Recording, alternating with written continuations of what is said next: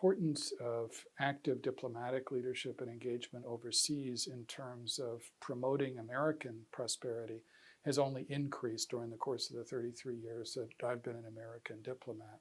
The reality is that 95% of the world's consumers live outside the United States. And so for the United States, more than at any other moment in our history, creating good jobs and encouraging economic growth at home depend on being able to connect overseas, being able to trade. And diplomats play an important role in everything from trying to ensure a level playing field for American companies and trying to work out between governments, trade arrangements which are going to promote openness and opportunity for American businesses, to work with foreign companies to encourage them to invest in the United States, to encourage the kind of exchanges and interchange with younger generations overseas that are going to encourage an understanding of the United States and our economy, and that helps lay the foundation for increased trade and investment in the future. So one of the things that Hillary Clinton very strongly emphasized, and John Kerry has as well, is the importance of economic statecraft or commercial diplomacy. It's one of the things I enjoyed most when I served overseas, especially as an ambassador, because you can make a real difference, I think, not just for the biggest American companies, but especially for small and medium-sized enterprises who don't have the resources sometimes to navigate overseas in the way that the biggest American companies do. So, there again, it's a place that American diplomats can make a real difference.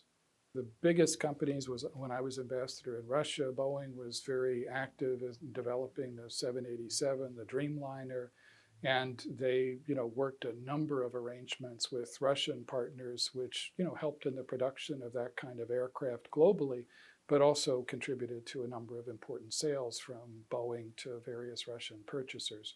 And in other places around the world, I've had similar experiences. When I was ambassador to Jordan, this was in the wake of the transition from King Hussein, who died after more than 45 years on the throne, making the transition to his son, King Abdullah. It's an important moment for the United States to demonstrate our support for Jordanians and for Jordan. And we negotiated a free trade agreement between the United States and Jordan, which at that time this is about 15 years ago, was only the fourth such bilateral free trade agreement that we had done any place in the world. That made a significant difference, I think, certainly in economic terms, but also in psychological and political terms, as a demonstration of American commitment to Jordan, to our friend, at a very important and critical moment in its own history. And so, as ambassador, I was very proud to be able to work with my colleagues from the U.S. Trade Representative's Office and from across the U.S. government to help accomplish that. In terms of commercial diplomacy, we need to do a better job of working with American businesses to highlight some of the practical success stories that have occurred.